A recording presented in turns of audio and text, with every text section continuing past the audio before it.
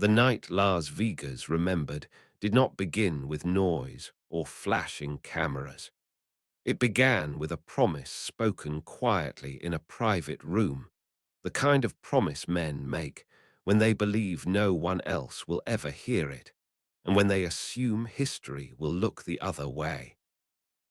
By then, everyone already knew what had happened before. Word had traveled fast through hotel corridors and smoky lounges after the first night, when Dean Martin had done something he was not supposed to do in that city, in that era. He had refused to laugh when a joke crossed a line. He had stood when others sat. He had walked out of a room designed to make powerful men feel comfortable, while others were meant to feel small. People whispered about it, some with admiration, some with irritation, many with disbelief. Dean Martin was not supposed to be that man. He was the smile, the glass raised just enough, the voice that smoothed over tension. He was supposed to keep things light. But something had shifted after that first night, and the people who sensed it were uneasy.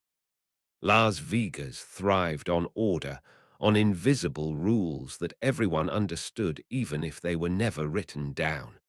You could bend them sometimes.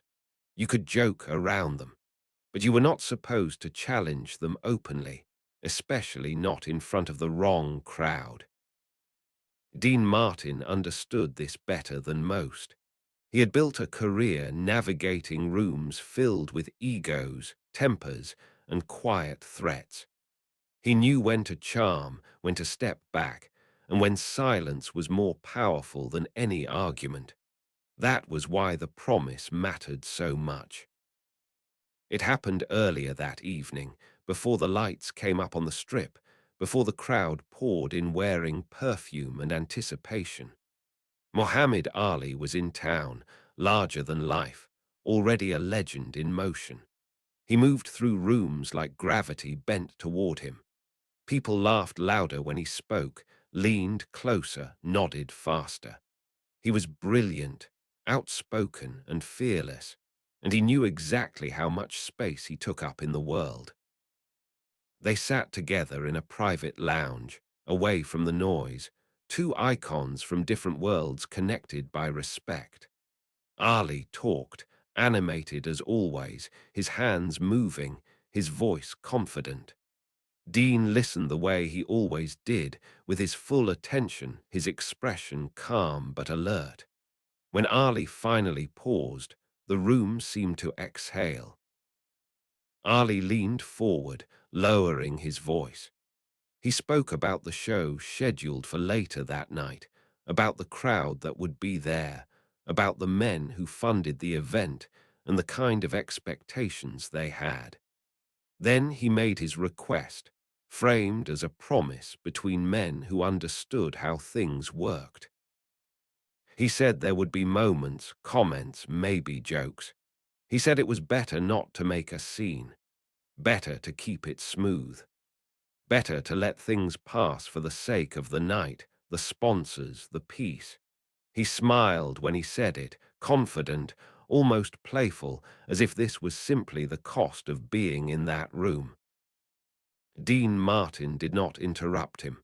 When Ali finished, Dean nodded slowly. He did not argue. He did not lecture. He simply said he understood. His voice was soft, steady, and respectful. To Ali and to anyone listening, it sounded like agreement. That was the promise. But what Ali did not hear, what no one in that room could hear, was the line Dean Martin never crossed within himself. He had learned it long before the lights and the fame, long before Las Vegas. It was a quiet line, invisible but immovable.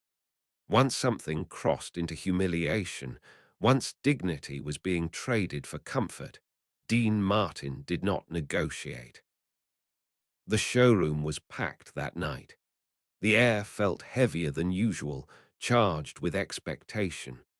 Celebrities filled the front rows, powerful men sat together with drinks already in hand, their laughter sharp and confident.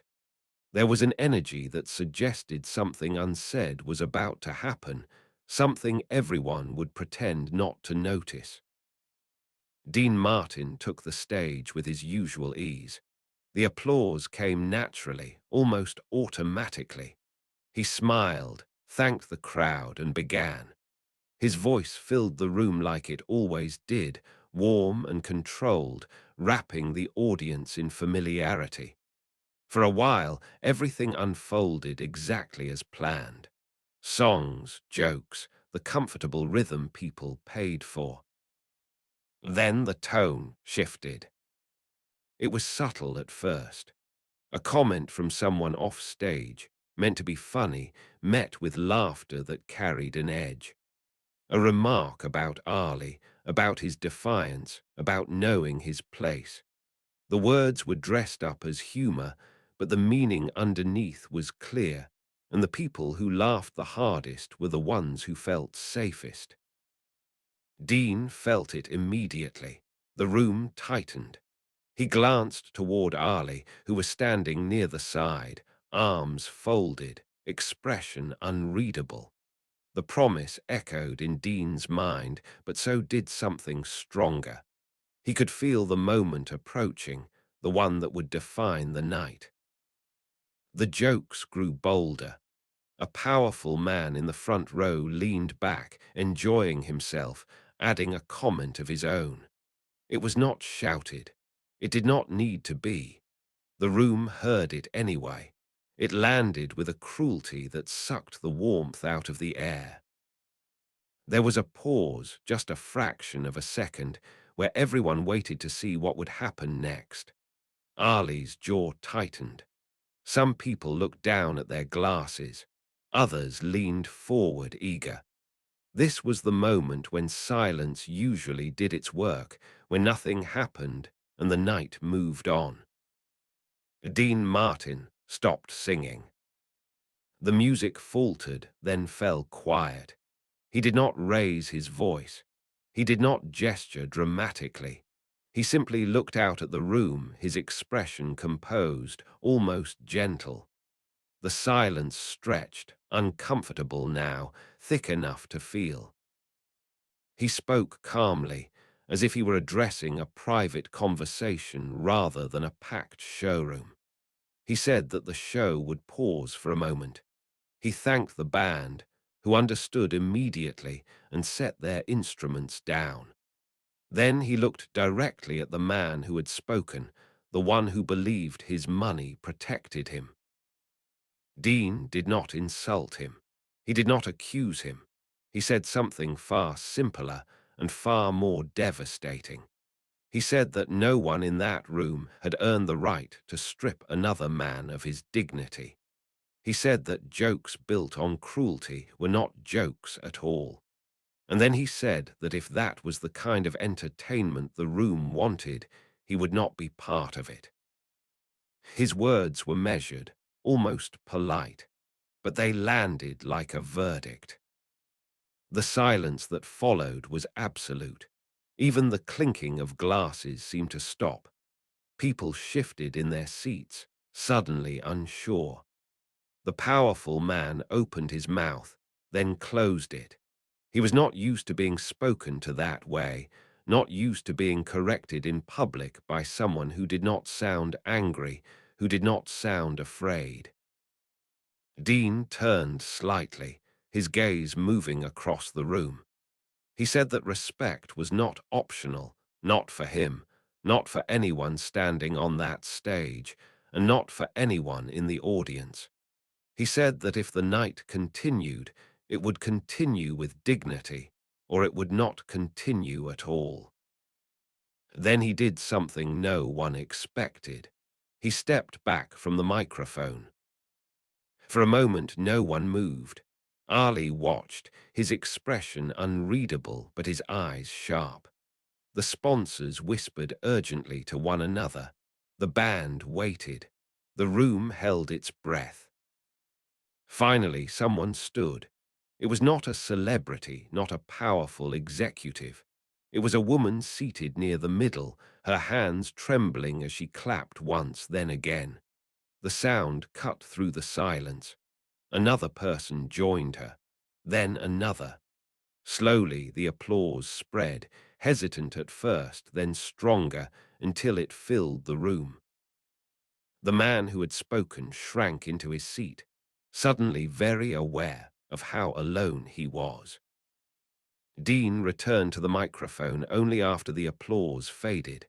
He nodded once, not in triumph, but in acknowledgement. He resumed the show, but something had changed. The laughter that followed was softer, more careful. The jokes stayed where they belonged. The music carried a different weight, deeper, more sincere. Backstage later, away from the crowd, Ali approached Dean. There was no entourage, no cameras, just two men standing in a quiet corridor. Ali looked at him for a long moment, then laughed softly, shaking his head. He said that Dean had broken his promise. Dean smiled, just a little. He said that he had kept the important one. Ali studied him, then nodded. There was respect there, real and unguarded.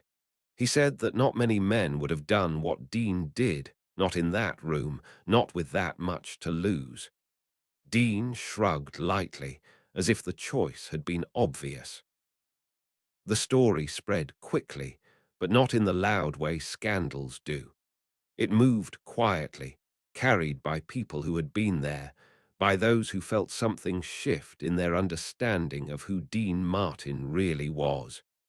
He was still the singer, the star, the man with the easy smile. But now there was something else attached to his name, something harder to define and harder to forget. In a city built on spectacle, one calm voice had redrawn the rules, if only for a night. There was no violence, no shouting, no grand gesture. Just a few words, spoken at the right moment, by a man who understood that true power did not need to announce itself. And long after the lights dimmed, and the crowd disappeared into the neon night, that silence, heavy and full of meaning, stayed behind, reminding everyone who heard it that dignity, once defended, has a way of changing the room forever. The morning after Las Vegas fell strangely quiet around Dean Martin. Not the city itself, which never truly slept, but the circles that mattered. The phone rang less. Invitations paused. People who usually spoke freely suddenly measured their words. It was the kind of quiet that followed a line being crossed, not by force, but by clarity. Dean noticed it immediately, though he gave no sign. He sat in his hotel suite as sunlight crept through the curtains, a cup of coffee untouched in his hand. The strip glittered outside as if nothing had happened, but Dean knew better. Las Vegas remembered everything that challenged it, especially restraint. He did not regret the night before. Regret was not the emotion that lived in him now. What he felt was awareness. When a man interrupts power without humiliating it, power does not explode. It recalculates. By noon, the rumors had already begun to twist. Some said Dean Martin had embarrassed the wrong people. Others said he had staged the moment for publicity. A few claimed he had been manipulated by Ali, pushed into a stand he never intended to take. None of them were true, but that was never the point. The point was that the story was no longer controllable. That afternoon, Dean was scheduled to attend a closed luncheon at a private club just off the strip. It was one of those gatherings where nothing official was ever discussed, yet everything important was decided. Men in tailored suits, smiles practiced, loyalty implied rather than spoken. Dean had attended dozens like it over the years. This one felt different the moment he walked in.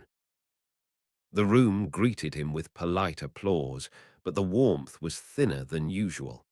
Conversations paused, then resumed a fraction too late. Eyes followed him, not with admiration, but with calculation. Dean took his seat calmly, his posture relaxed, his expression unreadable. He had learned long ago that discomfort unsettled people more than anger ever could.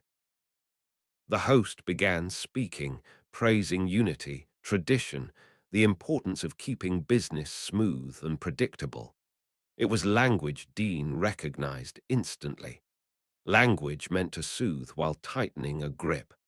Halfway through the speech, a remark surfaced, carefully framed, about entertainers understanding their role, about knowing when silence served everyone best. A few men nodded knowingly. Dean did not react. But the injustice had not ended with words. It revealed itself when the waitstaff entered. Among them was a young black man, no older than 20, carrying a tray with steady hands. His uniform was crisp, his eyes focused forward. As he moved between tables, one of the men deliberately blocked his path, then laughed when the tray tilted and glasses rattled. A comment followed, low but sharp enough to cut. The room responded with scattered chuckles. Not loud, not proud. The kind of laughter people used to absolve themselves of responsibility. The young man apologized quietly and stepped back, his face composed but tight. The host waved him away dismissively, as if brushing dust from a sleeve. The moment passed, just like it was designed to. Except Dean was watching. He had not moved, he had not spoken, but something in his gaze sharpened, focused. He set his coffee down gently, the sound barely audible, yet it drew attention because of its timing. When he stood, chairs nearby creaked, and conversations faltered again. Dean did not address the room immediately. Instead, he walked toward the young man and took the tray from his hands with ease, as if this were the most natural thing in the world. The young man froze, unsure. Dean met his eyes and gave a small nod, one that carried reassurance without pity. Then Dean turned to the host. His voice was calm, almost conversational. He said that he had just realized something important. He said that he had spent his career performing for rooms like this one, rooms full of men who believed respect flowed upward. He said that last night had reminded him that respect was revealed most clearly in how a room treated the people it believed did not matter. The host smiled tightly, attempting to deflect, but Dean continued. He said that humiliation disguised as humor was still humiliation. He said that power tested itself in small moments, not grand speeches.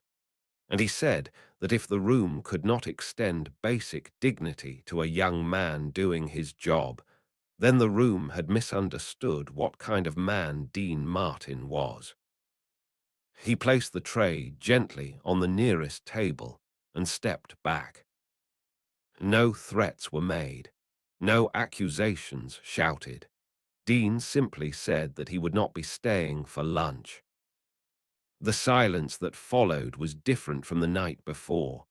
This silence was heavier, more personal. Several men shifted uncomfortably.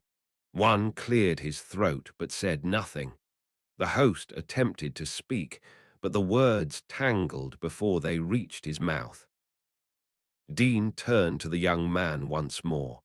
He thanked him, not loudly, not theatrically, but with sincerity. Then he left. Outside, the desert air felt clearer. Dean walked alone for a moment before his driver caught up. As the car pulled away, he looked back once at the building. He knew what he had just done. Walking out was not dramatic, it was final. By evening, the consequences began to surface. Calls came from managers, agents, well-meaning friends urging caution. They spoke of contracts, appearances, the unspoken rules of Vegas. Dean listened patiently. He thanked them. He changed nothing. What none of them realized was that the night before had already altered the trajectory. The promise Dean Martin had broken publicly had created a deeper one privately, one to himself, one that said comfort was never worth another man's dignity. Across town, Ali heard about the luncheon. He smiled when he did, not because he enjoyed conflict, but because he recognized resolve. He knew that kind of resolve well.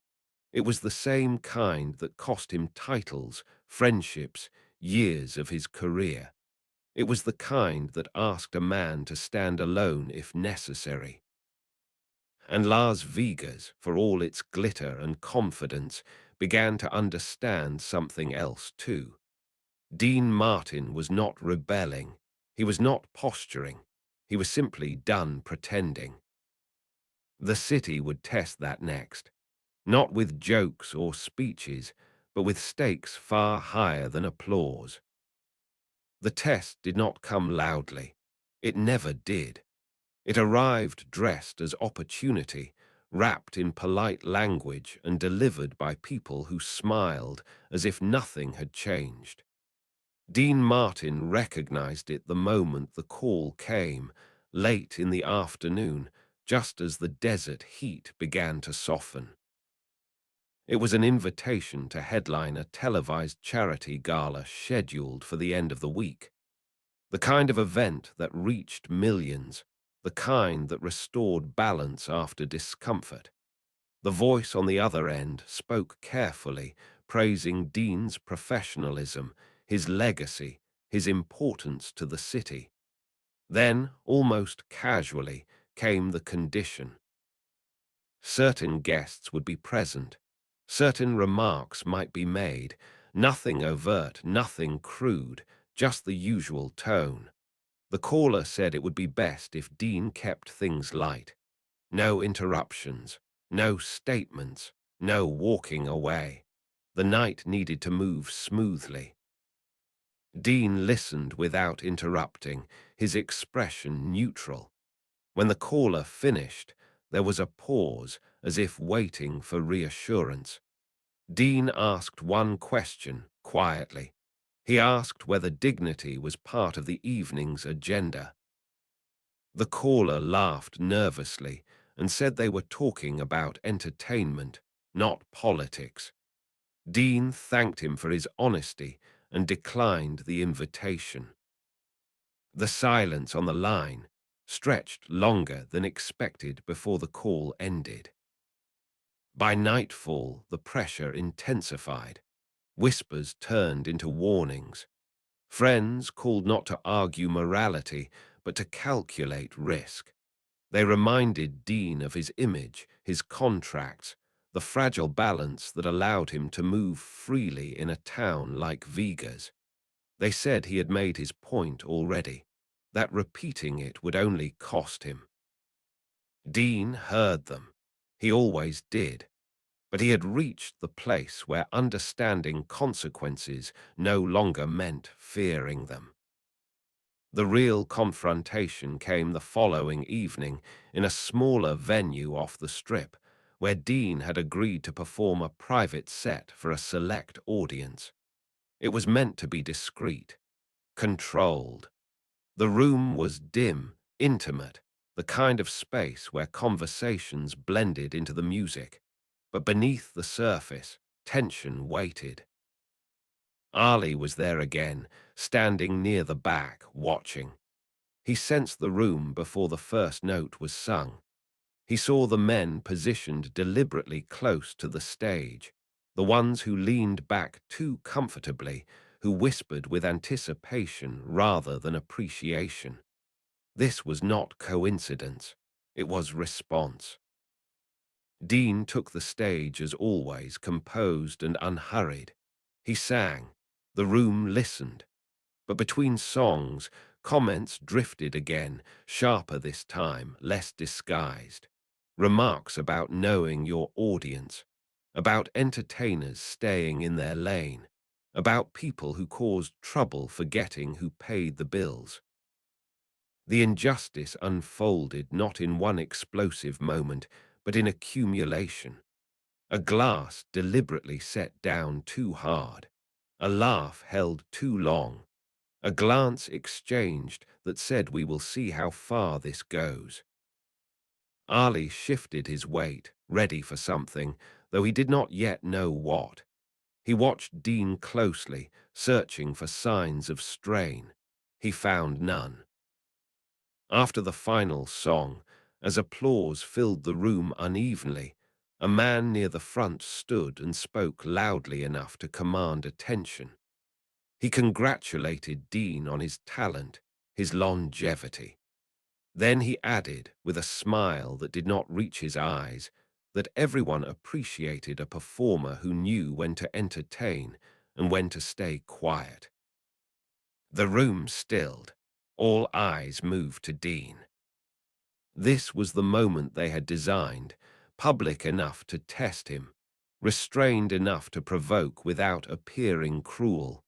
They expected deflection, a joke, a gracious nod. Dean held the microphone loosely at his side. He did not smile. He did not frown. He waited until the room fully settled, until even the faint sounds of movement faded. Then he spoke. He said that he had spent his life in rooms where men confused payment with authority. He said that he had sung for kings, presidents, and dock workers, and that respect had never depended on who signed the check. He said that entertainment did not require surrender, and that silence in the face of cruelty was not professionalism, it was permission.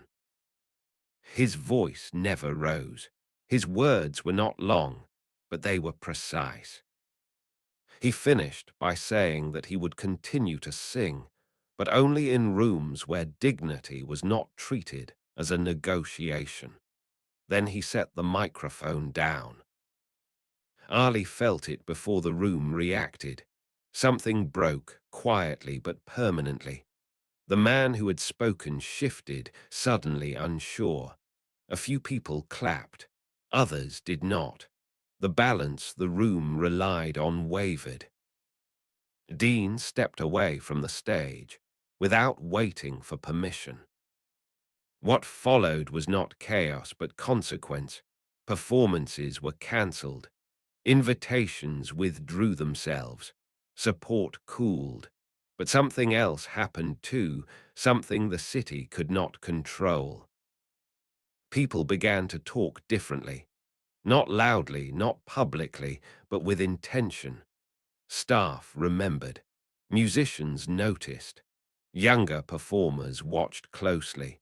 They saw a man with nothing left to prove choose restraint over safety, principle over comfort. Later that night, Ali found Dean outside, sitting alone, the city lights stretching behind him. Ali did not speak at first. He simply stood there, understanding the cost of what had just happened. Finally, he said that Dean was making enemies. Dean smiled faintly. He said that enemies were easier to recognize than friends who stayed quiet. Ali laughed softly, then grew serious. He said that what Dean was doing mattered, even if it would never make headlines. Dean nodded. He said that it did not need to. Because the truth was this. Power listened when it was challenged without spectacle. And Las Vegas, for the first time in a long time, was listening. By the fourth day, the city began to answer back. It did not do so with outrage or public condemnation. Las Vegas was far too sophisticated for that. It answered with absence. Dean Martin's name quietly slipped from marquees. A radio interview was postponed without explanation. A private booking was suddenly unavailable. Nothing dramatic enough to protest, nothing concrete enough to fight, just enough to signal that a door had closed. Dean noticed, of course. He always noticed. But he did not chase the door. He spent that afternoon walking alone along a quieter stretch of the strip, hat pulled low, hands in his coat pockets. The city buzzed around him, unaware or pretending to be. Tourists laughed. Dealers shuffled cards. Lights blinked faithfully. It was possible to believe nothing had changed.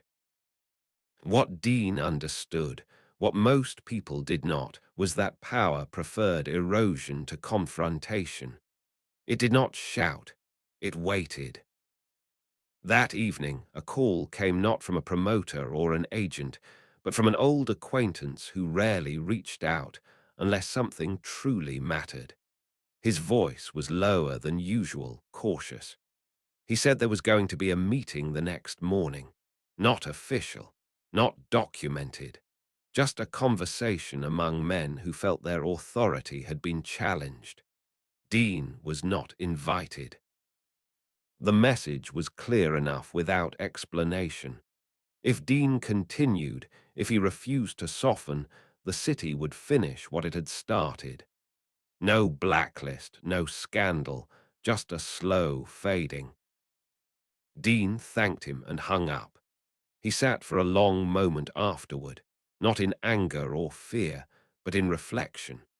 He thought about the first time he had stepped onto a stage as a young man, hungry and uncertain, about how easily comfort could have replaced conviction back then. He thought about the faces he had seen recently, the young server at the luncheon, the musicians who had stopped him quietly to say thank you, the way Ali had looked at him when words failed. He realized something then that settled him completely. They could take stages. They could take contracts. They could not take meaning. The next night, Dean made a decision that did not require permission. He walked into a small neighborhood lounge far from the strip, the kind of place locals used to forget the noise of the casinos. No press, no sponsors, no marquee. The owner nearly dropped his glass when he saw Dean step through the door. Word spread quickly, but not fast enough to stop what happened. Dean took the small stage without announcement. The band scrambled, then found him. He did not sing his biggest hits. He chose songs that carried weight quietly, songs about time, loss, and grace. The room listened in a way large venues never allowed, breath held, attention undivided. Between songs, Dean spoke softly. He did not mention Las Vegas. He did not mention power. He spoke about respect as something learned, not demanded, about how a man measured himself not by applause, but by the moments when no one was watching. People in the room felt it. Some wiped their eyes without knowing why. Outside, someone made a call, then another. Across town, in rooms where decisions were made, unease crept in. This was not part of the plan. Dean Martin was supposed to disappear quietly, not reappear smaller and stronger. He was not rallying crowds or naming names. He was doing something far more dangerous. He was reminding people of what dignity sounded like. Ali arrived halfway through the set, slipping in without drawing attention. He leaned against the wall, arms crossed, listening. He understood immediately. This was not defiance. It was reclamation. After the final song, the applause lingered, not loud, but sincere. Dean nodded, thanked the room, and stepped down. People approached him carefully, as if unsure whether to speak. He spoke to each of them with the same calm kindness, no urgency, no performance. Later, as he and Ali walked out into the cool night air, Ali said that the city would not ignore this. Dean agreed. He said that power hated being bypassed. Ali asked him if he was ready for what would come next.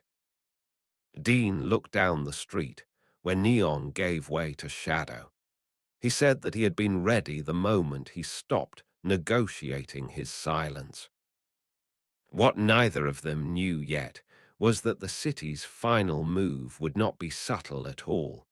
It would come dressed as an apology. The apology arrived the next afternoon, delivered with perfect timing and careful language, as if it had been rehearsed for days.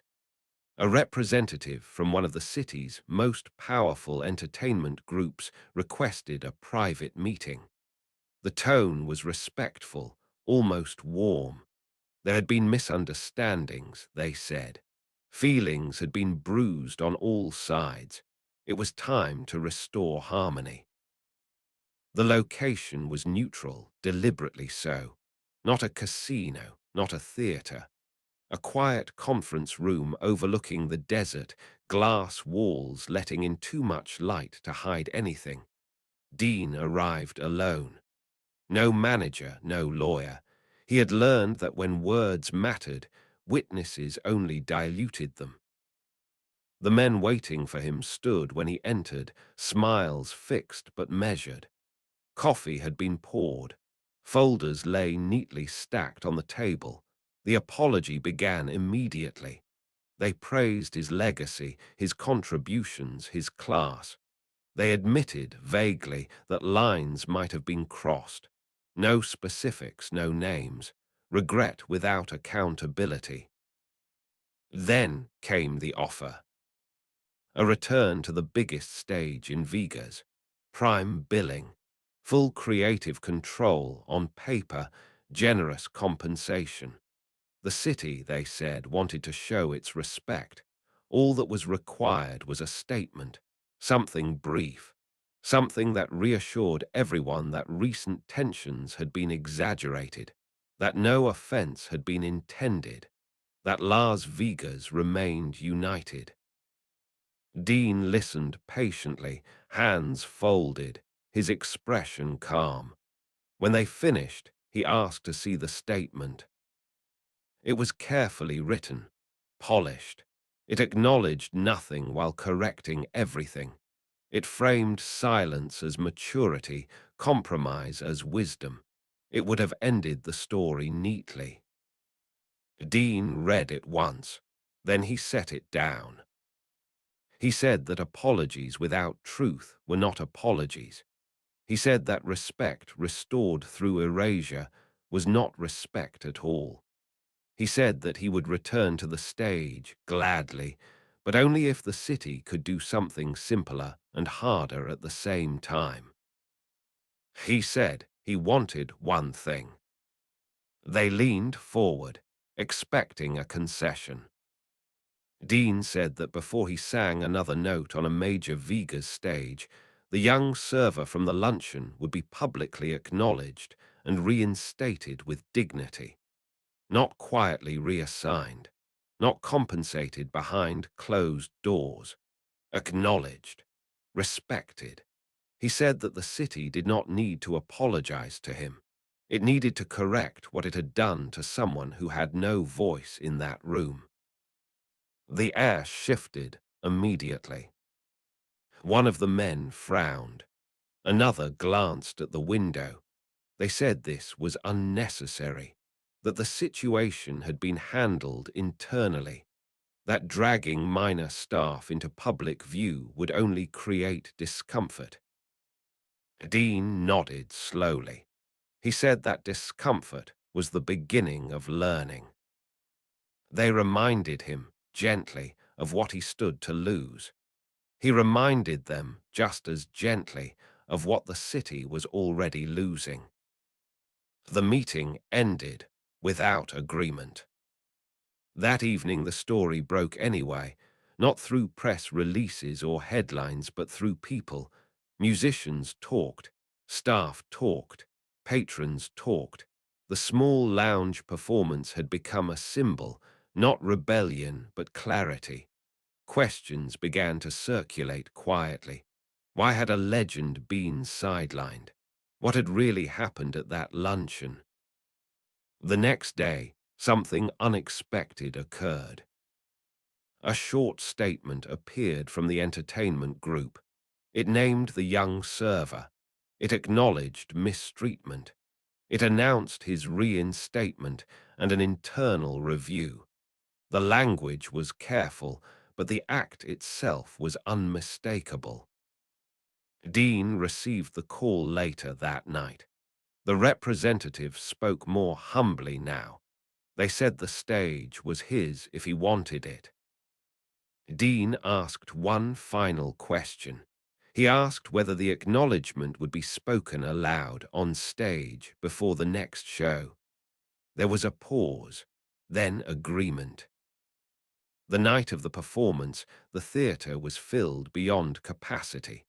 Curiosity had drawn people in as much as music. The lights dimmed.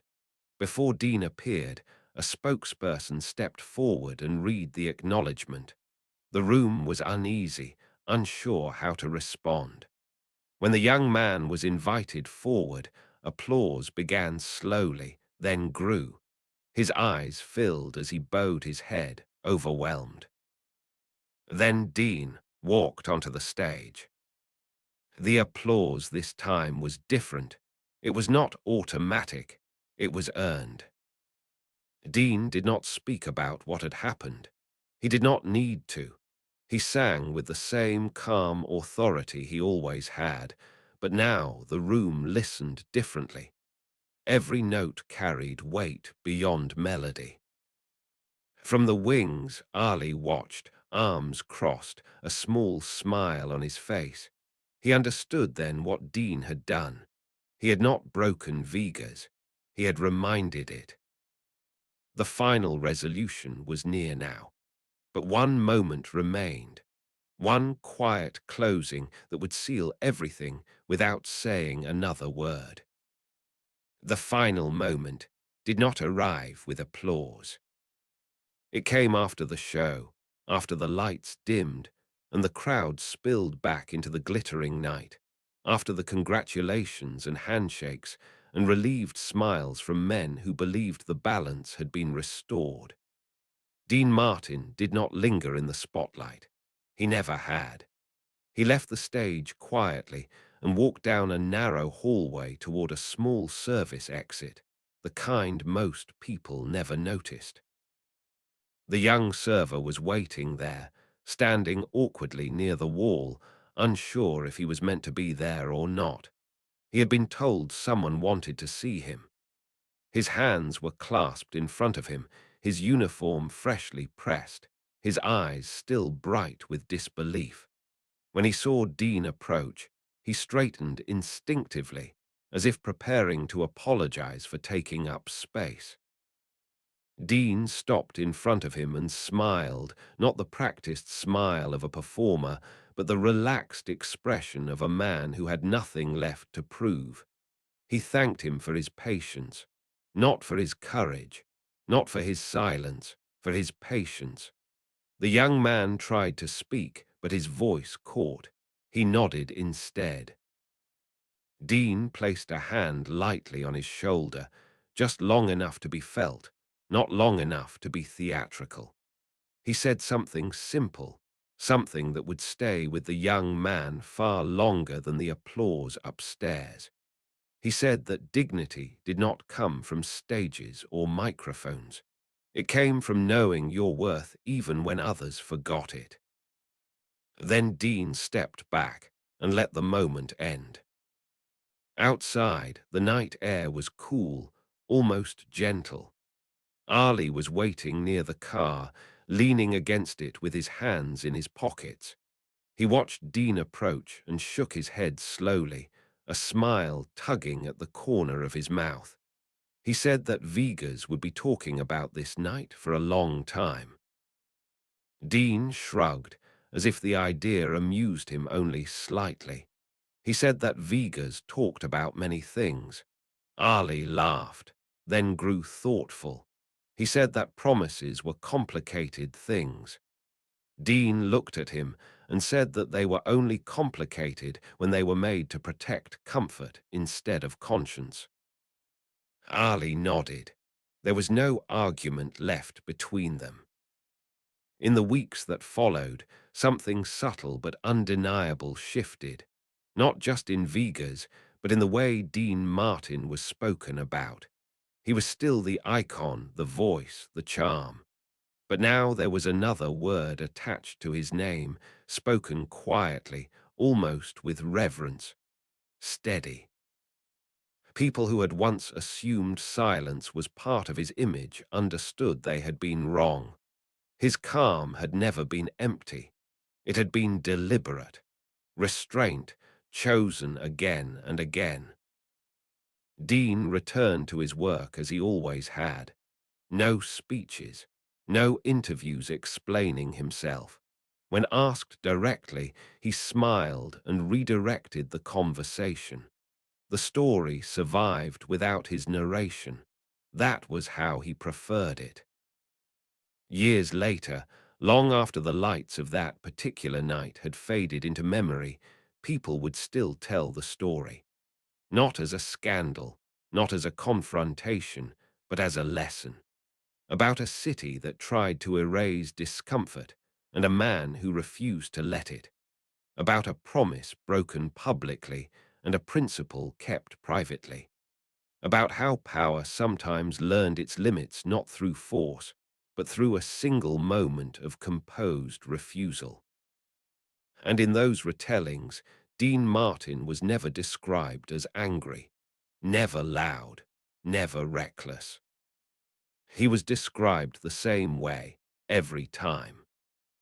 A man who stood still while the room moved around him, and in doing so, changed it forever.